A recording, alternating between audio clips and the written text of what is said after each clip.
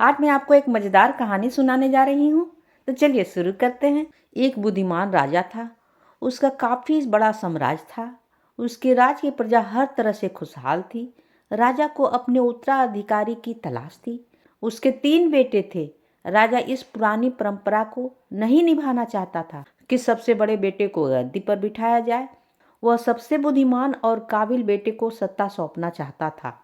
इसलिए राजा ने उत्तराधिकारी के लिए तीनों की परीक्षा लेने के लिए फैसला किया।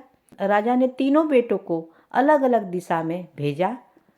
उसने हर बेटे को सोने का एक एक सिक्का देते हुए कहा कि वे ऐसी चीज खरीदे जो पुरानी महल को भर दे। पहले बेटे ने सोचा कि पिता तो सठिया चुका है, इस थोड़े से पैसे में इस महल को किसी चीज से कैसे भरा जा सकता है। इसलिए वह एक मैखाने में गया, शराब पिया और सारा पैसा खर्च कर दिया।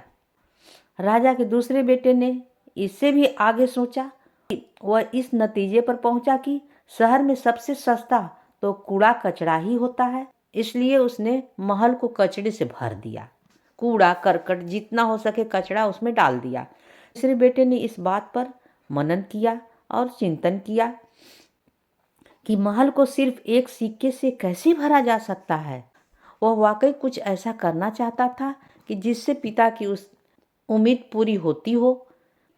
उसने कुछ मोमबत्ती लिए और लोबान की बत्तियां खरीदी और फिर पूरे महल को रोशनी किया और सुगंध से भर दिया।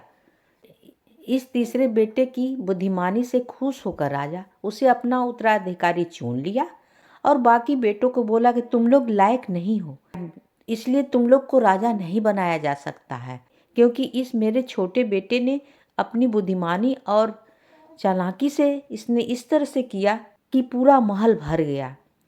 इसलिए मैं इसे उत्तराधिकारी चुन रहा हूँ। मेरे छोटे बेटे ने ही इस राज की उत्तराधिकारी के लायक है। इस कहानी से हमें यह मिलता है कि बुद्धि से कुछ भी पाया जा सकता है। कहानी होती है समाप्त।